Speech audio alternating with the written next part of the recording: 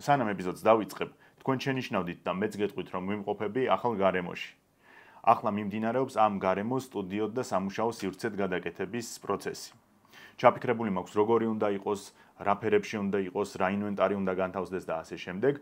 შესაბამისად, კომპანიები, რომლებიც დაინტერესებული იქნებით თანამშრომლობით, შეგიძლიათ მომწეროთ პირად მეილზე, რომელიც იქნება აღწერაში. კითხვაზე, რამ შეიძლება დაღუპოს ქვეყანა? უამრავი პასუხი მოგვაფიქრდება. ყველაზე გავრცელებული, რა თქმა უნდა, არის დაპყრობითი ომები.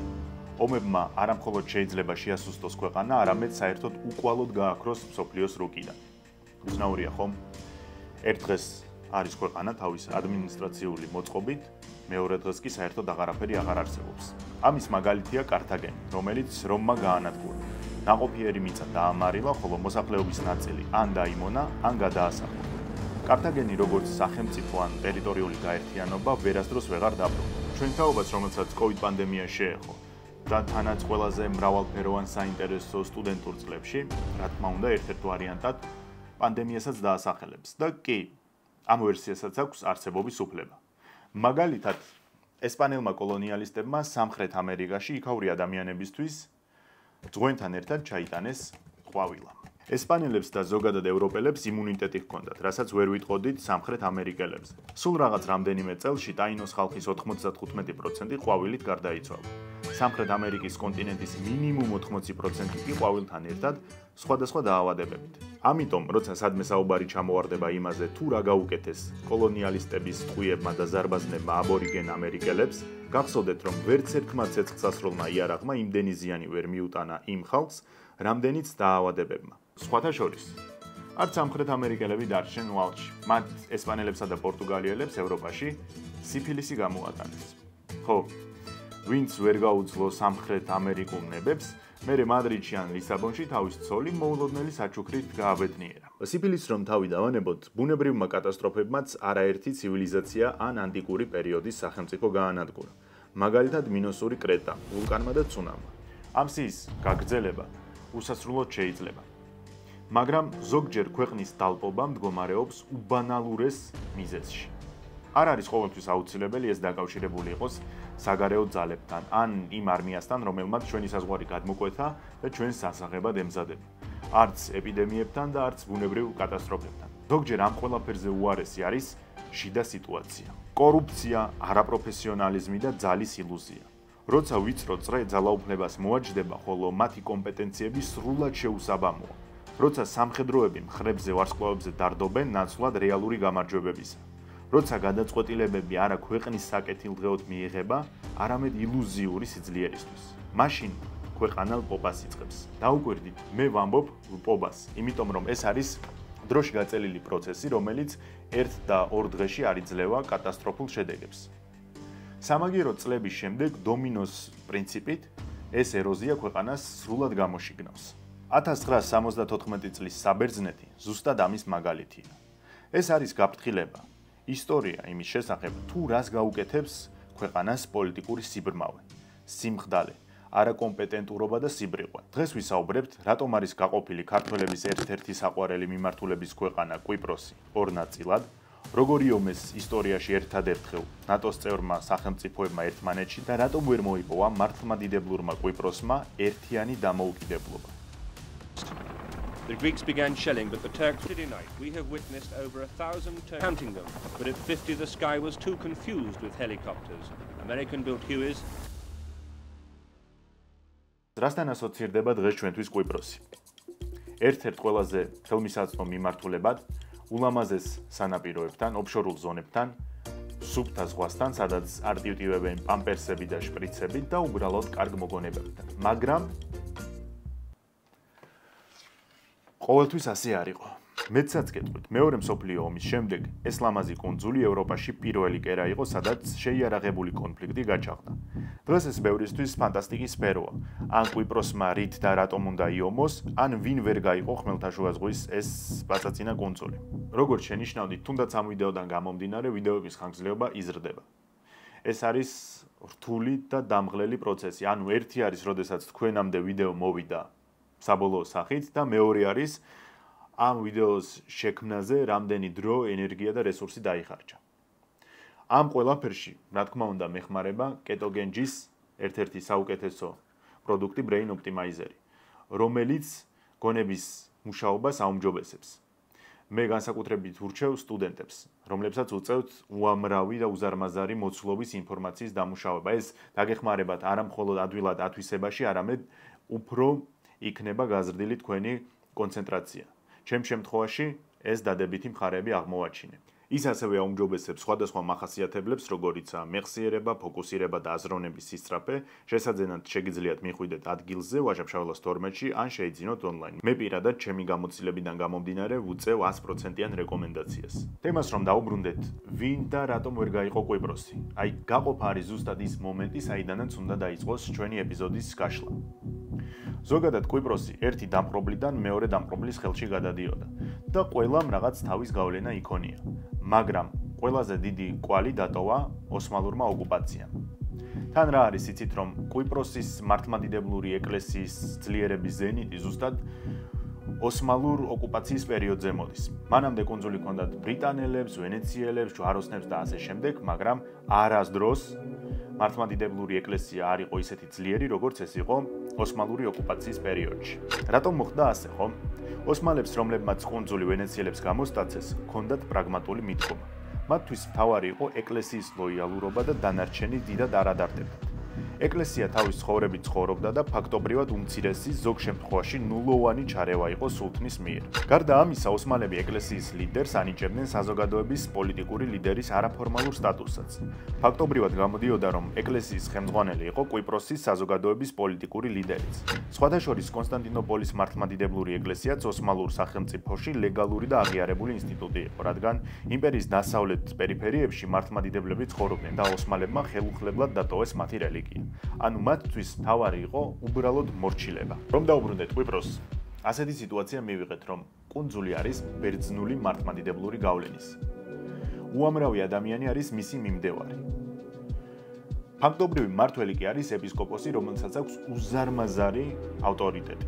მაგრამ მეორე მხრივ რომ დავფიქრდეთ, 3 საუკუნეა ყავთ ოსმალებს დაპყრობილი, შესაბამისად ბუნებრივია იქ გაჩნდებოდა მუსლიმური საზოგადოებაც. აი ეს უკვე ქმნიდა პრობლემას, იმიტომ რომ შერეული რელიგია მკაფიო ეროვნულ ვექტორს არ იძლევა. პირველი მსოფლიო ომის შემდეგ, როცა ოსმალური იმპერია დასრულდა, კუნძული ბრიტანელების ხელში გადავიდა, ხოლო მეორე მსოფლიო ომის შემდეგ კი დამოუკიდებლობის მიღების სურვილი სულ უფრო მზარდი იყო. თან მეორე მსოფლიო ომის შემდგომი პერიოდია, ანუ როცა ბრიტანეთი თავის კოლონიებზე ნებით თუ ძალით უარს ამბობდა, მაგრამ კვიპროსი გამონაკლისი იყო. რატომ ხო? სად ბრიტანეთი, სად კვიპროსი? რაში სჭირდებოდა ეს პაწაწინა კუნძული? სჭირდებოდა იმაში, რომ კვიპროსიდან ბრიტანეთს ეგვიპტეზე ჰქონდა წნეხი. პრინციპში რაღაც წნეხი. კვიპროსზე არსებული ბრიტანეთის ბაზებიდან ბრიტანეთი ეგვიპტეს ბომბავდა. თემას რომ არ ავწდეთ, მოკლედ გეტყვით რა მოხდა. საფრანგეთმა და ეგვიპტემ 1869 წელს დაასრულეს მსოფლიო მნიშვნელობის სუეცის არხის მშენებლობა.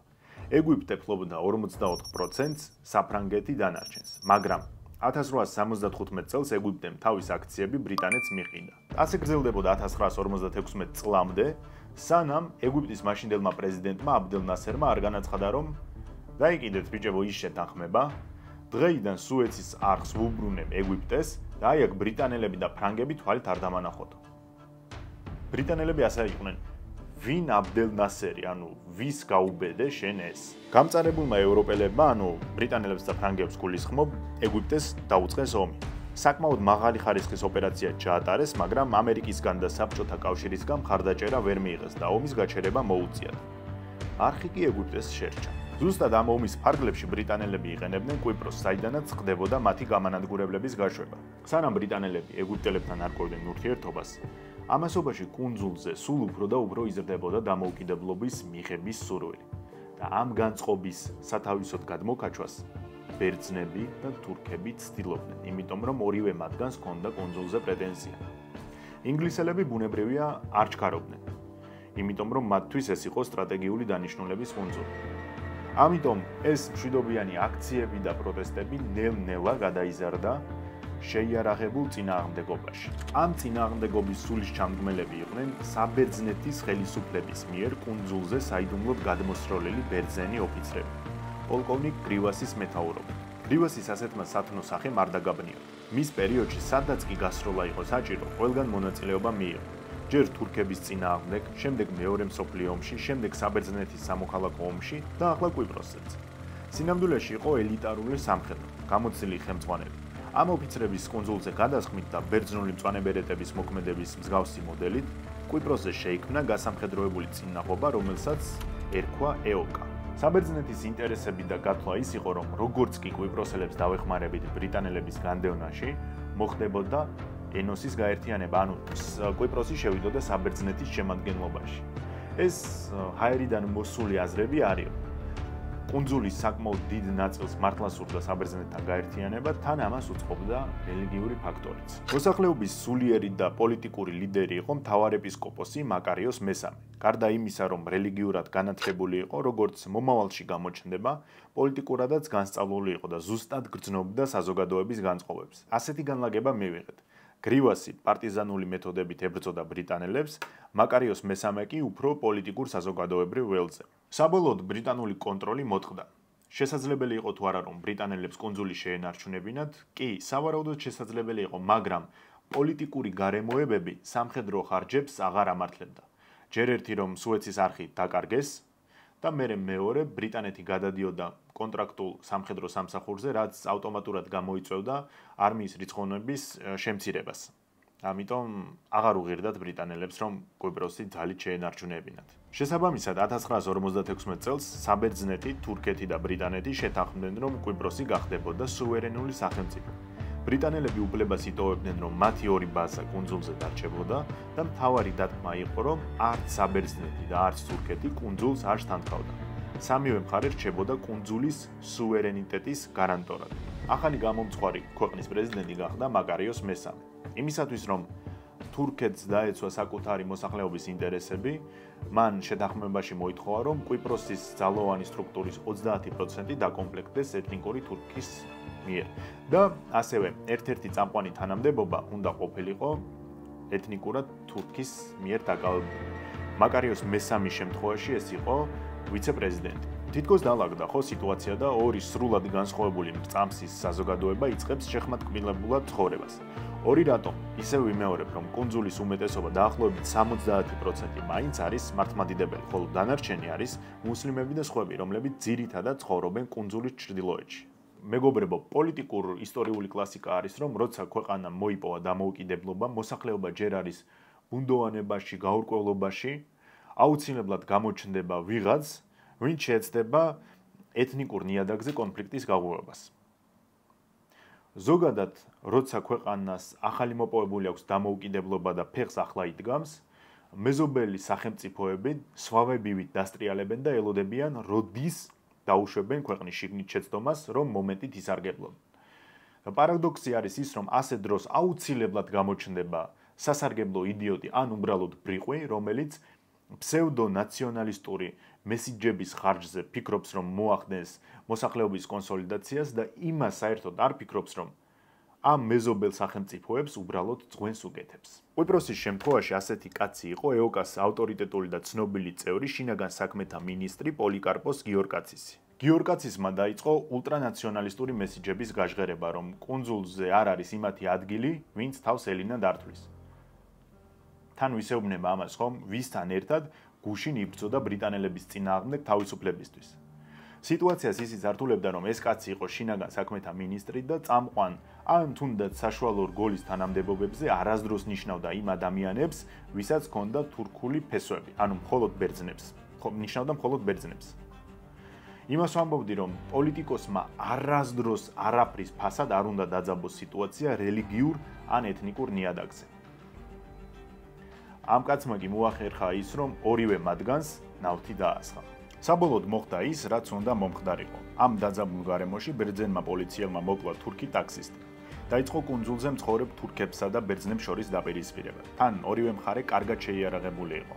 ჯერ ხომ ისედაც არ იყო იარაღის პრობლემა, რადგან ბრიტანელების წინააღმდეგ იბრძოდნენ რამდენიმე წლის წინ და ახლა ერთ მხარეს საბერძნეთი ამარაგებდა, მეორე მხარეს თურქეთი. ამ დაპირისპირებას 300 ადამიანის სიცოცხლე შეეწირა და იმისთვის, რომ კონფლიქტი სამოქალაქო ომში არ გადაზრდილიყო, გაერომ სამშვიდობო ძალები, ხოლო გარანტორების შეთანხმებიდან გამომდინარე, საბერძნეთმა და თურქეთმა თითო ბატალიონი შეიყვანეს.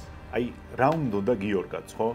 არავის ჯარი არ იყო კვიპროსზე, ძლივ შეკოწიწდა საზოგადოება, იწყებდნენ ახალ ცხოვრებას და მისმა უგუნურმა ნაციონალისტურმა განწყობებმა გამოიწვია ის, რომ მესამე ქვეყნებმა შეიყვანეს თავის ძალები.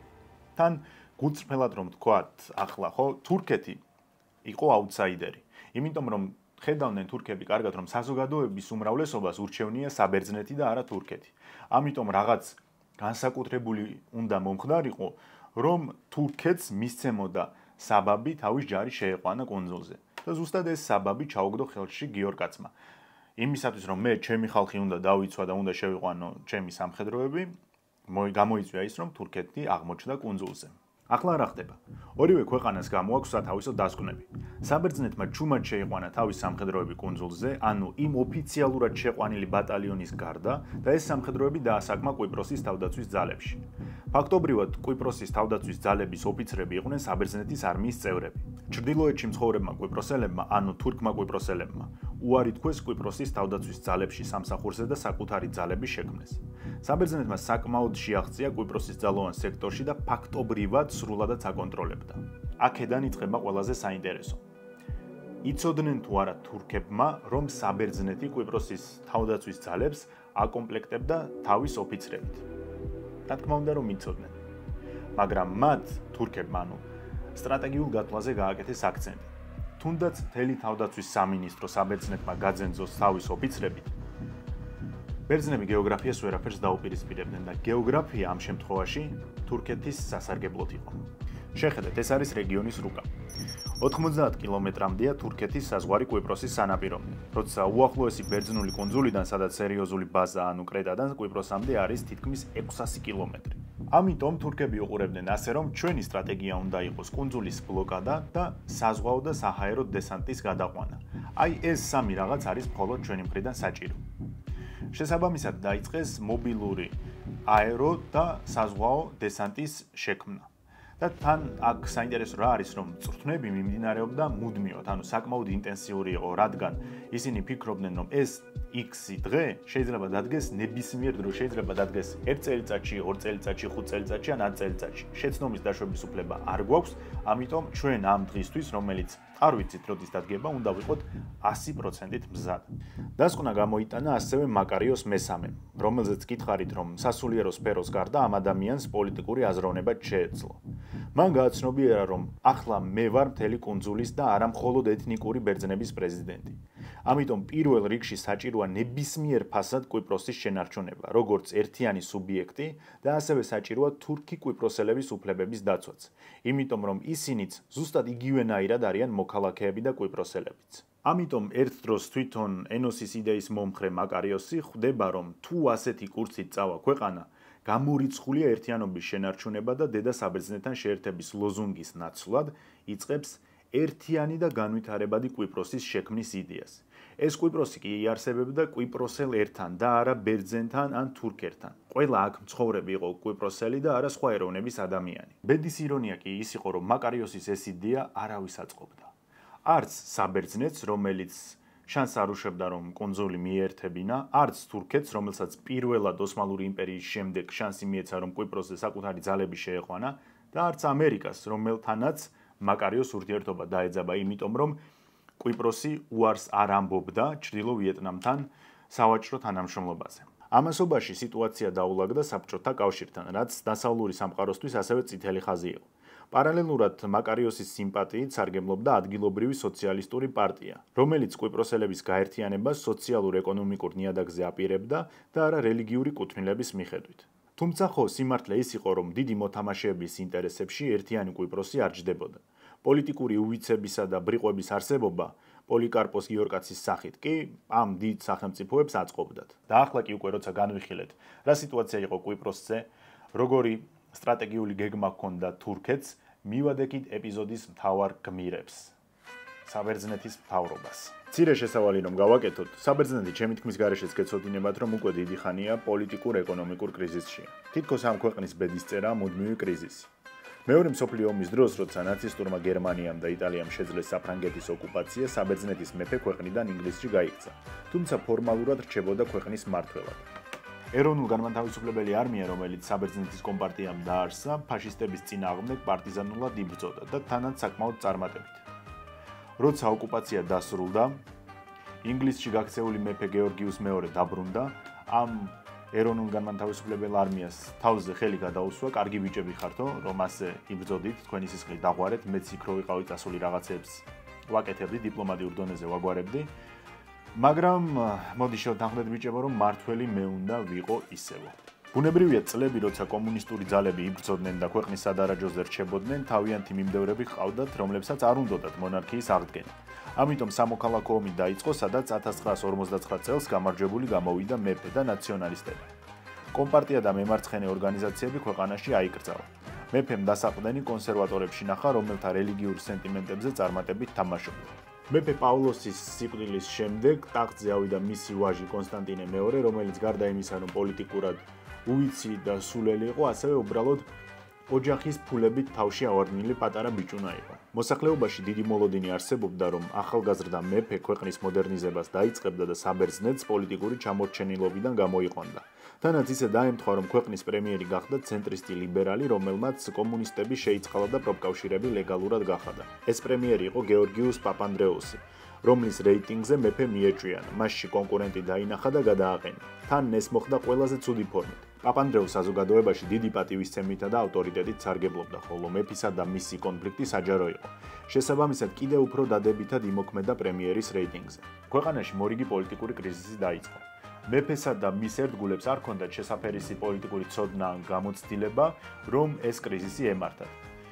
ამიტომ იმისათვის, რომ მოსახლეობაში უკმაყოფილება შეემცირებინათ, ჩანიშნეს არჩევნები.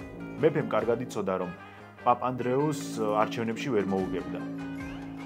ამიტომ აამოქმედეს მძლავრი პროპაგანდა, რომლის მიხედვით თუ ყოფილი პრემიერი არჩევნებში გაიმარჯვებდა, საბერძნეთი გახდებოდა კომუნისტური ქვეყანა, რაც იმდენად სისულელე იყო, რამდენად საერთოდად შესაძლებელია.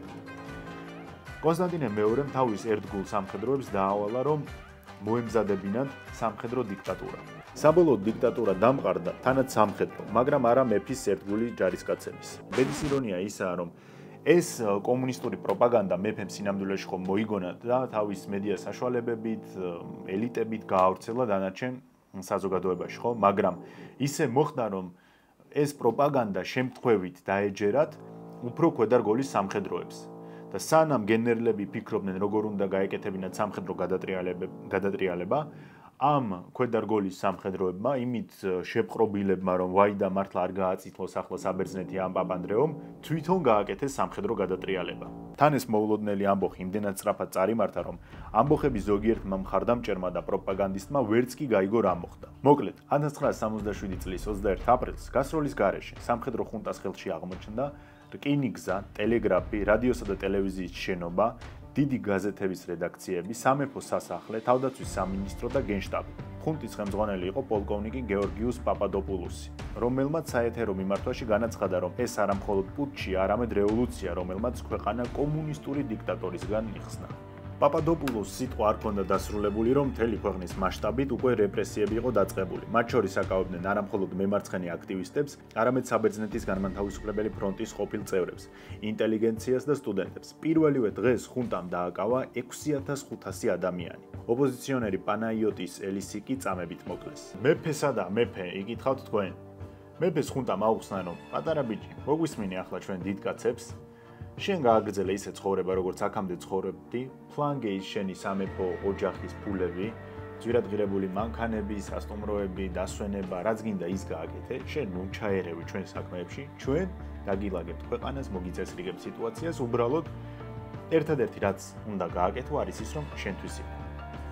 პრინციპში სხვა გზა არც ჰქონდა მეფეს, დაეთანხმა ხუნტას ულტიმატუმს და საზოგადოებას როცა მიმართა, თქვა, რომ მე მხარს ვუჭერ ამ ადამიანებს, იმიტომ რომ ისინი მოაწესრიგებენ საბერძნეთის შიდა პოლიტიკურ ვითარებას. მაგრამ ცოტა ხანში კონსტანტინემ სცადა კონტრრევოლუციის მოწყობა, ახლა თუ ის გაიფიქრეთ, რომ რისი მომწყობი იყო ეს ბიჭიო, კი, 100%-ით მართლები იქნებით, რისი მომწყობი იყო, ხუნტამ გაიგო და მას, ანუ კონსტანტინეს მოუწია, რომ ქვეყნიდან რომში გაქცეულიყო. პაპადოპულოსი კომფორტულად მოაჯდა ხელისუფლებას. ის გახდა, ჩაიწერეთ, რეგენტი, მთავრობის მეთაური, საგარეო საქმეთა მინისტრი, თავდაცვის მინისტრი და განათლების მინისტრი. ანუ ერთდროულად იყო ეს ყველაფერი. ეს მოსიარულე სამინისტრო უბრალოდ ერთპიროვნულ მმართველად ტრანსფორმირდა. ხუნტამ დააწესა საგანგებო სამხედრო ვითარება, გააუქმეს პოლიტიკური პარტიები, აკრძალეს არჩევნები, შეაჩერეს კონსტიტუცია და მაქსიმალურად შეზღუდეს პრესა. სხვადასხვა პუტჩისტებმა პროპაგანდის ფუძედ აირჩიეს ულტრანაციონალიზმი რელიგიის ელემენტებით. ისინი ამბობდნენ, რომ საბერძნეთი იყო მხოლოდ მართლმადიდებელი ბერძნებისთვის. ქვეყანაში აკრძალეს განქორწინება, მოკლეკაბები, მამაკაცისთვის გრძელი თმები, სკოლიდან ამოიღეს თანამედროვე ბერძნული ენის ნაირსახეობა, იმიტომ რომ თვლიდნენ, რომ ის იყო დაბინძურებული ოსმალური გავლენით. პაპადოპულუსი საჯაროდ საუბრობდა, რომ საბერძნეთი ღვთისგან რჩეული ერი იყო და წინასწარმეტყველებდა, რომ მალე მთელი სამყარო ბერძნული კულტურის უზენაესობას აღიარებდა. მთავრობის ახალი სიმბოლო კი ფენიქსი გახდა, რომელიც ასახავდა ბიუროკრატიასა და მარქსისტული გავლენის დასასრულს. საზოგადოების იდეოლოგია კი ეყრდნობოდა ოჯახსა და ეკლესიას. ხუნტა აცხადებდა, რომ წითელმა დაავადებამ საბერძნეთის ყველა სფეროში შეაღწია. ანარქო-კომუნისტების ფარულ შეთქმულებას კი დასავლურ კულტურაში ხედავდნენ. მთავრობა არ იზიარებდა ახალგაზრდების სიმპათიებს როკ მუსიკის, ჯინსებისა და ჰიპის მიმართ. ქვეყანაში აიკრძალა ის ლიტერატურა, რომელიც მათი აზრით ერს აბინძურებდა. აღსანიშნავია, რომ ამ ცენზურაში მოყვნენ ძველი ბერძენი კლასიკოსებიც, მათ შორის სოფოკლე, არისტოფანე და ასე შემდეგ. აიკრძალა მარკ ტვენი, ჩეხოვი, ტოლსტოი და ასე შემდეგ. სხვათა შორის რეპრესიები შეეხო ეკლესიასაც. ყველა მღვდელმსახური, რომელიც მთავრობას არ აყვა პროპაგანდაში და ღიად მათი მხარე არ აირჩიეს, ეკლესიიდან განდევნეს. მათ ადგილზე კი ლოიალისტები დააყენეს. როგორც ხვდებით, ყველა ეს იდეა, პროპაგანდა, ეს ღირებულებები უბრალოდ ფარსი იყო. ხუნტა საერთოდ არაფერი არ ადარდებდა ყოველივე ზემოთქმული. უბრალოდ საბერძნეთის კონსერვატიულ საზოგადოებაში ესეთი კომფორტული დასაყრდენი მოიპოვეს. დიდი ბიზნესი პრაქტიკულად სრულად გაათავისუფლეს გადასახადებიდან. სამაგიეროდ დიდებული საბერძნეთის და ღვთის რჩეული ერის იდეა ვისაც დააჯერეს, რატომღაც მათზე გადატეხეს ჯოხი, უბრალო ადამიანებზე და საშუალო ბიზნესზე. სამხედრო რეჟიმი თავის ყველა შემოსავლის 36%-ს იღებდა საშინაო მეურნეობებიდან, ხოლო 55% წირიბი გადასახადებისგან. ამ შემოსავლის დიდ ნაწილსაც ისევ მსხვილ ბიზნეს კორპორაციებს სუბსიდიების სახით უბრუნდებოდა უკან. სამართლიანობისთვის უნდა აღინიშნოს, რომ ოლიგარქებისა და ამ კორპორაციების წყალობით, ანუ ვისაც ეყრდნობოდა სამხედრო დიქტატურა, რაღაცები გაკეთდა. მაგალითად, გზების გაყვანა, ავტომატიზირებული წარმოება, სახლებში კანალიზაცია და ასე შემდეგ. თუმცა ეს ელიტები, ოლიგარქები და კორპორაციები სულ უფრო მეტს ითხოვდნენ, სულ უფრო და უფრო მეტი სუბსიდია გაიცემოდა მათზე. ბოლოს საქმე იქამდე მივიდა, რომ ქვეყნის შიდა ვალი 1972 წლისთვის 200%-ით გაიზარდა. ინფლაციაც მზარდი იყო, ხოლო მომატებული ხელფასები გაზრდილ შემოსავალს არ უდრიდა. 1973 წელს მომსახურებასა და პროდუქტებზე ფასები 45-50%-ით გაიზარდა. შესაძლოა საშუალო კლასზე ამ პერიოდმა უარყოფითად იმოქმედა, თუმცა ვიწრო ბიზნეს ელიტისთვის ნამდვილი ოქროს ხანა იყო. დღევანდელი ოლიგარქი ბერძნების საკმაოდ დიდი ნაწილი ზუსტად ამ პერიოდში აღმოცენდა. სამუშაო ადგილების სიმცირემ, გაჭირვებამ და სამხედრო დიქტატურამ მოსახლეობის კეთილდღეობა უკიდურესად შეასუსტა. დაახლოებით რომ გავიაზროთ რა დონეზე იყო სიტუაცია, 1973 წლის 14 ნოემბერს ათენში გაიმართა აქცია, რომლის მთავარი ლოზუნგი იყო პური განათლება და თავისუფლება. ამ აქციებს, რომლებიც სტუდენტების ორგანიზებით შეიქმნა, 40 ადამიანის სიცოცხლე შეეწირა, ხოლო 2400 კი დააკავეს. სიტუაციით შეცდომებული იყო სამხედრო პოლიციის მეთაური დიმიტრიოს იოანიდისი, რომელიც ფიქრობდა, რომ პაპადოპულუსის რეფორმები არაეფექტური იყო. აქ იგულისხმება ის, რომ სტუდენტების ამ აქციებამდე მან რეჟიმის შერბილება სცადა. მაგალითად, ქვეყანა შერეულ რესპუბლიკად აქცია, თავი პრეზიდენტად გამოიცხადა და მინისტრთა კაბინეტი არასამხედრო პირებით დააკომპლექტა. ხოლო პოლიციის მეთაურმა პრეზიდენტი შიდა პატიმრობაში გაუშვა. გამომდინარე იქიდან, რომ პოლიციის მეთაური ფიქრობდა, რომ პრეზიდენტი შეასუსტა აქამდე კარგად გამყარებული რეჟიმი და წავიდა სხვადასხვა დათმობებზე, ჩათვალა, რომ პრეზიდენტმა თავისთავი ამოწურა, გადააყენა, უბრალოდ შიდა პატიმრობაში გაუშვა, ხოლო მის ადგილას თავის მეგობარი ფედონ გიზიკისი დანიშნა. რეალური მმართველი იოანიდისი იყო, რომელმაც უმალ დააბრუნა დიქტატორული შეზღუდვები. სურათიც კი არის აღდგომის დღესასწაულზე, ანუ ეს არის პუტჩის შემდეგ, როგორც ეკვალს და ზეიმობს იმას, რომ ქვეყანაში არ მისცა კომუნიზმს საშუალება, რომ ის გამხდარიყო დომინანტი ძალა. რისი საფრთხეც პრაქტიკულად არც არსებობდა. ანუ წარმოიდგინეთ, ევროპაში, საბერძნეთში ადამიანები ითხოვდნენ ბურს, იყო სერიოზული გაჭირვება, სიღატაკე, მაგრამ მთავრობა ეუბნებოდა მათ, რომ რა გინდათ, რა მთავარია კომუნიზმი არ არის და დანარჩენს როგორღაც მივხედავთ. ვინც ჩემ ვიდეოებს უყურებთ, კარგად გეცოდინებათ, რომ როცა რეჟიმი უკიდურესად სუსტდება, ხოლო სულ უფრო და უფრო მეტი ადამიანი ხდება უკმაყოფილო არსებული მმართველობით, ასეთ დროს პოლიტიკოსები ერთ-ერთ გამოსავალს ხედავენ იმაში, რომ აწარმოონ სწრაფი საგარეო ომი, რომელიც უნდა დასრულდეს გამარჯვებით. მაგრამ, როგორც უკვე იცით, ზუსტად ასეთი ომები არც სწრაფია და არც გამარჯვებით სრულდება. ხშირ შემთხვევაში ასე არის. იმიტომ, რომ ისევ და ისევ ქვეყანა შინაგანად უკვე გამომპალია, ხოლო მმართველ ელიტას არანაირი კავშირი აღარ აქვს რეალობასთან, ანუ სადღაც ილუზიაში არიან. იმისათვის, რომ საბერძნეთის მმართველებს მოსახლეობის კეთილგანწყობა მოეპოვებინათ, დაიგეგმა კვიპროსის შეერთება. მოქმედების გეგმა, თუ კი შეგვიძლია ამას გეგმა უწოდოთ, შემდეგი იყო. უნდა მოეშორებინათ მაკარიოსი, დაენიშნათ ვინმე მოფაშისტო ელემენტი, რომელიც მოსახლეობის კონსოლიდაციას შეძლებდა, ააგორებდა საბერძნეთთან შეერთების განწყობას და ომის გარეშე კვიპროსი გაერთიანდებოდა საბერძნეთთან. თუ თქვენ ახლა იკითხავთ, კი, მაგრამ ასე მარტივი ხომ არ იქნება იმ კუნძულზე ხომ თურქული წარმოშობის ხალხი ცხოვრობს, რომლებსაც თურქეთის სახელმწიფოსგან აქვთ მხარდაჭერა.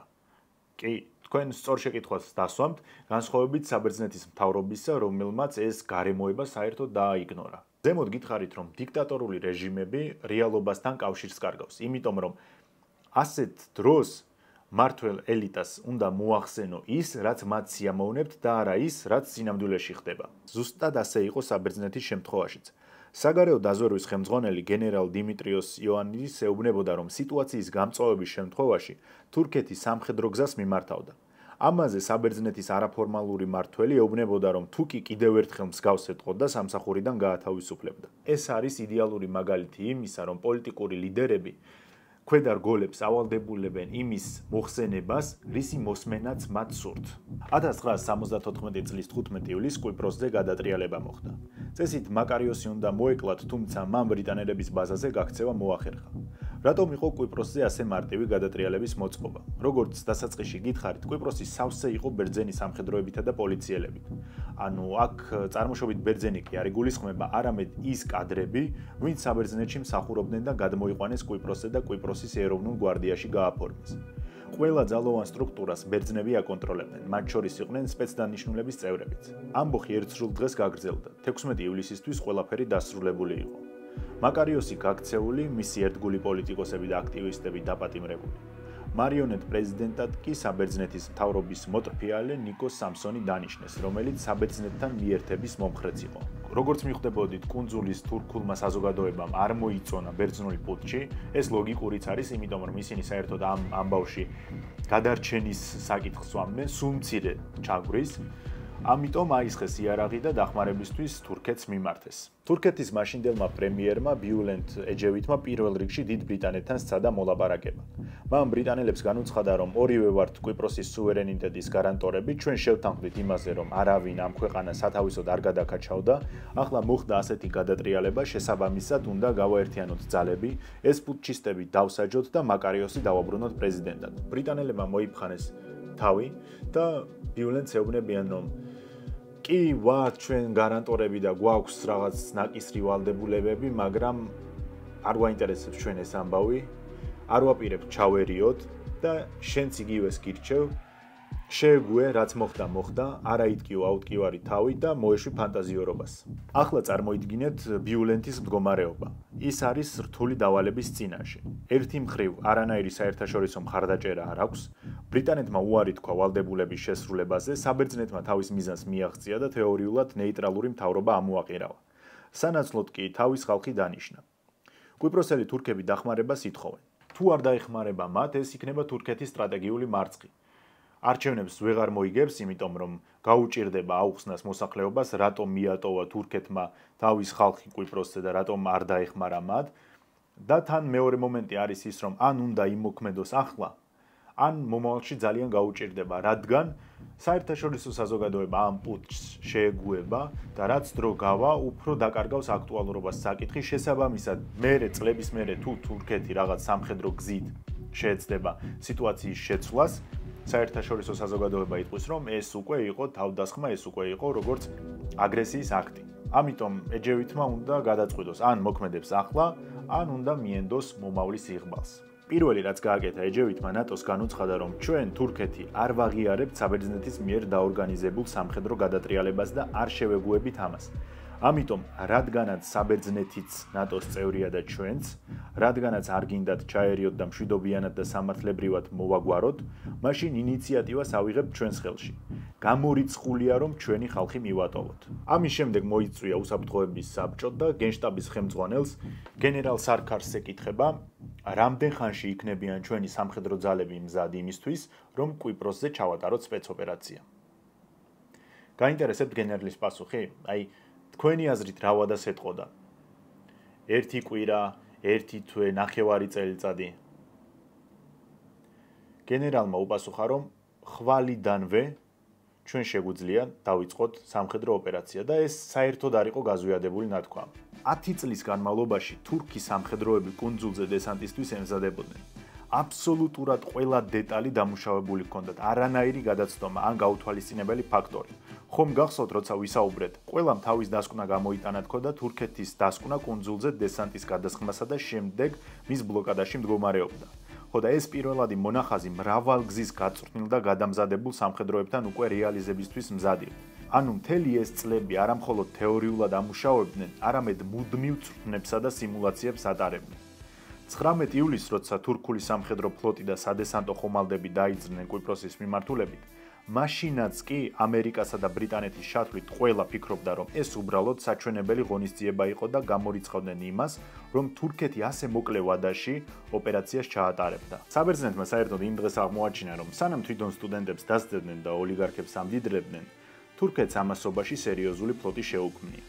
პირველი დღის დესანტის გადაყვანისთვის გამოყენებული იყო 42 გემი. აქედან 3 გერმანიის ფედერალურ რესპუბლიკაში იყო აწყობილი, ხოლო 39 ყურადღებით თურქეთის ეროვნული მწარმოების იყო. დაახლოებით 3000 სამხედრო, 1000-მდე მძიმე ტექნიკა და მსუბუქი ჰაუბიცა უნდა გადაეყვანა ამ ფლოტს. პარალელურად სამხედრო საჰაერო ძალები თავის მხრივ ასევე დესანტს ხამდნენ კვიპროსის მიტოვებულ აეროდრომზე. ამ საჰაერო დესანტს პირველ ეშელონში დაახლოებით 2000 კაცი უნდა გადაეყვანა კუნძულზე. მათ შორის ნაწილი შედარებით სიღრმეში დაიკავებდა პოზიციებს, რომ პოტენციური კონტრშეტევა მოეგერიებინა. და კიდევ ამ ყველაფრის პარალელურად მთელი დღის განმავლობაში 72 იროკეზი კომანდოს და სწრაფი მოქმედების ძალებს ისროდა კვიპროსზე. ესეც დამატებითად დაახლოებით 2000 ქვეითი გამოდიოდა.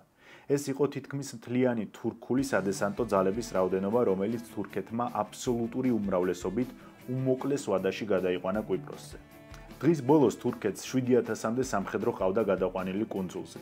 ამას დაუმატოთ შეთანხმებით გათვალისწინებული კონტინგენტი, რომელიც თითქმის 700 კაცს შეადგენდა და პროთურქულად განწყობილი შეიარაღებული ადამიანები. როგორც ხედავთ, თურქეთის ძალების კონცენტრაცია აღარ იყო ხელწამოსაკრავი და ფაქტობრივად ბერძნულ კვიპროსულ სამხედროებსა და ძალოვნებს გაუტოვდა. ოღონდ რაც ბერძნებმა 10 წლის განმავლობაში გააკეთეს, თურქეთმა ეს ერთ დღეში მოახერხა. ამას დაუმატოთ ავიაციაც, ამოქმედებული იყო A-8 F-100 და F-104, ასევე მზვერავი ავიაციაც. ბერძენმა კვიპროსელებმა ამ ქაოსში არაერთი შეცდომა დაუშვეს. ყველაზე ასეთი თვალსაჩინო ის იყო, რომ მათ დაბომბეს თურქული ანკლავები კუნძულზე, ნაცვლად იმისა, რომ ერთიანი ძალებით შეეტიათ იმ პლაცდარმზე, რომელიც თურქებმა მოამზადეს და ასევე დაიჭირეს ნაწილი თურქი მოსახლეობის, ძირითადად კაცები, შეყარეს ისინი ციხეებში და სტადიონებზე, პაპანაკება მზეში, გადაუღეს ეს კადრები და დასავლურ პრესას გაავრცელებინეს. მათი გათვლა იყო ის, რომ თურქებს შეეშინდებოდათ, თუმცა უკუ შედეგი მიიღეს. ვიდეოებმა, როგორც უკვე გითხარით, უკუ რეაქცია იქონია და ადგილობრივი თურქები უფრო გააერთიანა, რომლებმაც საპასუხოდ მართლმადიდებლები დახოცეს. საუბარი ესეთ შემთხვევებზე, როცა მოხდა შედარებით მშვიდობიანი ადამიანების ჟლეტა რელიგიურ ნიადაგზე. ზოგადად ამ კონფლიქტში ორივე მხარეს რელიგიურ ნიადაგზე უამრავი ცოდვა აქვს ჩადენილი. თეორიულად კვიპროსელები მზად იყვნენ თურქული დესანტი მოეგერიებინათ, მაგრამ ამ მასშტაბსა და რაოდენობას ისინი ყველაზე გაზვიადებულ ფანტაზიებშიც კი ვერ წარმოიდგენდნენ. როდესაც საქმეში ბერძნული კონტინგენტი, ანუ ის, რომელიც კუნძულზე შეთანხმების მიხედვით წლებია უკვე იმყოფებოდა, ისინი ჩაერთნენ, გაემართნენ ერთ-ერთი დასახლებული პუნქტის ასაღებად, სადაც მათი ინფორმაციით მხოლოდ შეიარაღებული თურქული მოსახლეობა იმყოფებოდა, მაგრამ როდესაც ადგილზე მივიდნენ, ისეთ წინააღმდეგობას წააწყდნენ, რომ მიხვდნენ იქ არა მხოლოდ შეიარაღებული მოსახლეობა, არამედ უკვე თურქული დესანტიც მისულიყო. შესაბამისად, ბლიც კონტრშეტევა უკვე აღარ გამოვიდოდა, ამისთვისაც კი დაგვიანებული იყო. საჭირო იყო გადაჯგუფება და სერიოზული მასშტაბის შეტევის დაორგანიზება. დიდი შეტევის დაორგანიზებას კი ის უშლიდა ხელს, რომ კვიპროსელები დაიქსაქსნენ და ნაცვლად კონცენტრირებული იერიშისა კუნძულზე არსებულ მიმოფანტულ თურქულ ანკლავებს ეომებოდნენ. საღამოს, როცა ბერძნებს ორი კვიპროსული ბატალიონი შეუერთდა, ახალი იერიში წამოიწყეს. ღამე შეძლეს ტერიტორიების აღება, თუმცა გამთენიას, როცა გაიჭერდნენ შეტევაში, ავიაციის შეეშინდათ და ისევ უკან გამობრუნდნენ. თურქებმა დაკარგული ტერიტორიები სწრაფად დაიბრუნეს, ანუ ერთი პატარა დასახლებული პუნქტიც ვერ გამოსტაცეს. პატარ-პატარა წარმატებები ჰქონდათ კვიპროსელებს, მაგალითად ერთ-ერთ ბრძოლაში მათმა T-34-მა თურქების 2 M-13 გაანადგურა. თუმცა მაინც კვიპროსელების მხრიდან უფრო ბევრი შეცდომა იყო დაშვებული, მაგალითად მათი სწრაფი რეაგირების ძალები დღისით კოლონებით გადაადგილდებოდნენ და ისინი იქცნენ თურქეთის სამხედრო ავიაციისთვის უმარტივეს სამიზნედ. კვიპროსის ახალი, ანუ სამსონის მთავრობა აცხადებდა, რომ ყველაფერი კონტროლის ქვეშ იყო და უკვე საბერძნეთის არმიაც უნდა მოსულიყო. ამაში ეჭვი არავის ეპარებოდა, რადგან კუნძულზე მყოფი ბერძნული ძალა, ანუ ოფიციალურად რომელი კონტინგენტიც იყო, თურქულ არმიასთან პირდაპირ ჩაერთო სამხედრო დაპირისპირებაში. აქ ერთი კურიოზული მომენტიც მოხდა. ერთისთვის იყო კურიოზული, მეორესთვის ტრაგიკული. 21 ივლისს კვიპროსზე, სადაც ბერძნული ბატალიონი იმყოფებოდა, და გეგმიური როტაცია მიმდინარეობდა, ანუ წინა დღეს მოვიდა საბერძნეთიდან გემი ლესბოსი, მან მოიყვანა ახალი სამხედროები, ხოლო ისინი, ვინც უკვე კუნძულზე იმყოფებოდნენ, მათი ნაწილი უკან საბერძნეთში მიიყავდა დასასვენებლად. მაგრამ როდესაც ეს საბრძოლო მოქმედებები დაიწყო, კვიპროსელები დაუკავშირდნენ ამ გემს, რომელიც უკვე გზაში იყო, სთხოვეს, რომ ეს სამხედროები ვინც წაიყვანე, დაგვიბრუნე უკან, იმიტომ რომ საბრძოლო მოქმედებები მიმდინარეობს და მათი გამოცდილება ჩვენთვის ახლა საჭირო არის. ეს ლესბოსი გემი მობრუნდა, მოიყვანა სამხედროები, დატოვა კუნძულზე და ისევ წავიდა საბერძნეთში. თურქებმა გადაიჭირეს რადიო საუბარი, სადაც კვიპროსელები სამხედროების მოყვანისთვის მადლობას უხდიდნენ გემის ეკიპაჟს და ჩათვალეს, რომ ბერძნები დესანტს ხამდნენ კუნძულზე. თურქეთის ხელმძღვანელობამ იფიქრა, რომ რახან დესანტის გადასხმა დაიწყო, ანუ ახლოს უნდა იყოს ბერძნების საზღვაო კანოე და გამანადგურებლებს მათი მოძებნა და განადგურება უბრძანა. თურქული ნაღმოსნები პაფოსის რაიონში გავიდნენ, რომლებიც თურქულმა სახმელეთო რადარებმა დააფიქსირეს. უცნაურია, მაგრამ სახმელეთო ძალები არავინ გააფრთხილა, რომ იმ რაიონში თურქული ნაღმოსნები იყვნენ გასულები.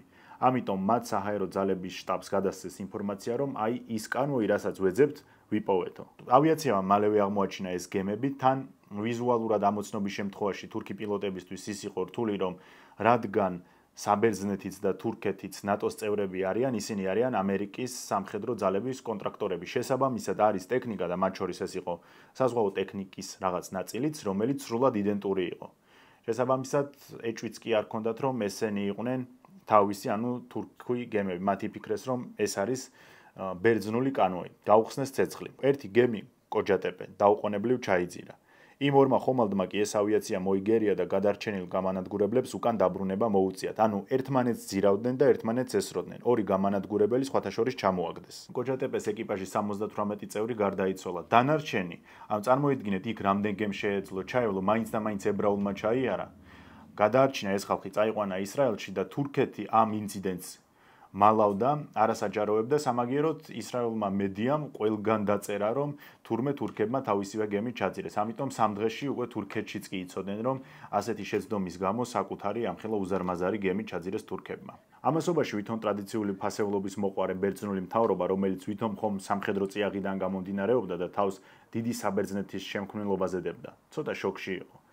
ამდენი ხანი ერთმანეთს არ წმუნდნენ, რომ შანსი არ არის თურქეთი შეიჭრას კუნძულზეო და დაზვერვის მონაცემებს, რომლებიც საპირისპიროს ამტკიცებდა, უარყოფდნენ. ამიტომ გამწარებული მოსახლეობა, რომელიც ეკითხებოდა ამ მთავრობას, გეგმა რა არის გეგმაო, ჭეშმარიტება ის იყო, რომ არანაირი გეგმა არ არსებობდა. დიმიტრიოს იოანიდისმა როცა მოიწვია გენშტაბი და გენერლებს ამოქმედო გეგმის წარდგენა მოსთხოვა, მხოლოდ მაშინ აღმოჩნდა, რომ ამ აზრზენ რელიგიურ პროპაგანდაზე დაყრდნობილი საბერძნეთი სხვას არც არაფერს წარმოადგენდა. და მთელი ქვეყანა დალპა ამ სიტყვის პირდაპირი გაგებით. მხოლოდ მაშინ აღმოაჩინეს, რომ საბერძნეთი თურქეთისთვის ომისთვის კი არა, საერთოდ არავისთან ომისთვის არ იყო მზად. გაირკვა, რომ ბერძნული F-4-ები გრძელი მანძილის გამო კვიპროსის რაიონში 5 წუთის განმავლობაში შეძლებდნენ ოპერირებას. საწვავის გადამზიდი ავიაცია კი მათ არ ყავდა. გაირკვა, რომ დამტყმელი ავიაციის ნახევარი საერთოდ გაუმართავია, ნაწილი კი ჩამოსაწერი. აღმოჩნდა, რომ სადესანტო ფლოტი საბერძნეთს ძალიან შეზღუდულად ყოლია. ზოგი გემის ზღვაში გაყვანა კი რეკომენდირებულიც არ იყო მისი მდგომარეობის გამო. მათ გრძელ მანძილზე მოქმედი ფლოტის გამოყენებას არანაირი აზრი არ ჰქონდა, რადგან საჰაერო მხარდაჭერა არ ექნებოდათ. ამ ადამიანებმა, რომლებიც წლები საბერძნეთს აღატაკებდნენ, სამაგიეროდ ამდიდრებდნენ ვიწრო ელიტას, ადამიანები, რომლებიც წლები ამას რძენ პროპაგანდას ეწეოდნენ ადამიანებში და ეუბნებოდნენ, რომ კი, აი, რა ვქნათ რა, ღარიბები ვართ, პური არ გვაქვს, ქვიშია, წყალი არ გვაქვს და ასე შემდეგ, სამაგიეროდ კომუნიზმი არ შემოვიდა ქვეყანაში. ერთხმად მიიღეს გადაწყვეტილება, რომ კვიპროსს ვერ დაეხმარებოდნენ. იმიტომ რომ არანაირი რესურსი არ ჰქონდათ. ამ შეხვედრაზე გადაწყდა, რომ საბერძნეთი საიდუმლო ოპერაციას ჩაატარებდა და 300 სპეცრაზმელს საჰაერო გზით გადაიყვანდა კვიპროსზე. ეს ისე გააკეთეს, რომ კვიპროსელებს არაფერი არ უთხრეს, რომ ვაი და შემთხვევით თურქეთმა არ გადაიტაცოს ჩვენი რადიო კავშირიო. ამიტომ გადაწყდა ისე, რომ საბერძნეთიდან ძალიან დაბალ სიმაღლეზე გაფრინდებოდნენ ბერძნული სადესანტო თვითმფრინავები და გადაიყვანდნენ ამ 300 სპეცრაზმელებს. პირველი თვითმფრინავი, როდესაც მიუახლოვდა ნიქოსიის აეროპორტს, კვიპროსელებმა ჩათვალეს, რომ ესენი ბერძნები, ესენი თურქები არიან და ახლა უკვე ჩვენს აეროპორტზე აპირებენ დაჯდომას. ამიტომ გაუხსნეს ცეცხლი და პირველი თვითმფრინავი, სადაც სპეცრაზმელები იმყოფებოდნენ, ჩამოაგდეს. დაიღუპა დაახლოებით 25 ადამიანი. მეორე თვითმფრინავი, რომელიც ასევე შემოფრენას აპირებდა, დააზიანეს, თუმცა გადარჩა. საბოლოოდ ისე მოხდა, რომ როცა დაჯდა ეს მეორე თვითმფრინავი, უთხრეს, რომ ბერძნები ვართ, ნუ გვესვი თურქები არ ვართო. ბოლოს დესანტი სრულად გადავიდა კუნძულზე. ის ერთი დაზიანებული, ანუ განადგურებული არა, დაზიანებული, რომელიც იყო და დაჯდა მეორე თვითმფრინავი, ააფეთქეს აეროპორტშივე და კვიპროსის კუნძულზე გაიფანტნენ. მეორე დღეს გაგრძელდა მასშტაბური თურქული დესანტი და ბოლოს ქალაქი კირენია თავის პორტით თურქებმა აიღეს. ეს კი უკვე უსერიოზულესი პლაცდარმი იყო სამომავლო შეტევების განვითარებისთვის. მოსახლეობის ნაწილში ბრძოლის მუხტი ჩაკვდა, იმიტომ რომ ისინი არ აპირებდნენ ვინმე ნიკო სამსონის რეჟიმის გამო სიკვდილს. 22 ივლისს გაერო მხარეებს ცეცხლის შეწყვეტა შესთავაზა. ორივე მხარე დათანხმდა. ათენის ხუნტასთვის ეს კატასტროფით დასრულდა. ხალხი ქუჩაში გამოვიდა და მთავრობას კვიპროსის გადაგდებაში ადანაშაულებდა. ყველაზე კონსერვატორებიც კი მიხვდნენ, რომ მთელი ამ წლების განმავლობაში ხუნტა ფსევდო-მართლმადიდებლური მესიჯებით უბრალოდ საზრდოობდა და ინარჩუნებდა ძალაუფლებას. რეალურად კი მათ სავალძლების შენარჩუნების გარდა არაფერი ადარდებდა. აქციებს რეჟიმის ბოლოს აყდენი ჯარიც კი შეუერთდა. ხუნტამ ძალაუფლება დაკარგა. ძირითადი ელიტა დააკავეს და სამუდამო პატიმრობა მიუსაჯეს. მათაც კარგად იცოდნენ, რომ ეს დღე თუ დადგებოდა, მოსახლეობის რისხოს ვერ გადაურჩებოდნენ და მოუწევდათ პასუხისგება. დაკავებულებს შორის იყო იოანიდისიც. ამასობაში კვიპროსში დაემხო მარიონეტული მთავრობა და სამსონი 20 წლით ჩასვეს ციხეში. გაეროს მოლაპარაკებებში დომინანტი კი თურქეთი იყო, რომელმაც კვიპროსის თურქი მოსახლეობის ავტონომია მოითხოვა. ასევე თურქეთი ითხოვდა, რომ კუნძულის დაახლოებით 33% ამ ავტონომიაში შესულიყო, როცა სინამდვილეში იმ მომენტში 10%-მდე აკონტროლებდა. ამიტომ საბერძნეთმა უარი განაცხადა. 14 აგვისტოს თურქეთის საგარეო მინისტრმა ჟურნალისტებს განუცხადა, რომ დიპლომატიამ ვერაფერი გადაწყვიტა, ახლა იარაღის ჯერი დადგა. როგორც მიხვდით, კუნძულზე საბრძოლო მოქმედებები განახლდა. თან სანამ ეს დიპლომატიური პაუზა გაჩნდა და მხარეები მოლაპარაკებებს დაუბრუნდნენ, თურქეთს პარალელურ რეჟიმში არ შეუწყვეტია კუნძულზე სამხედროების გადაყვანა და დაახლოებით 40,000 სამხედრო ყავდა გადასხმული.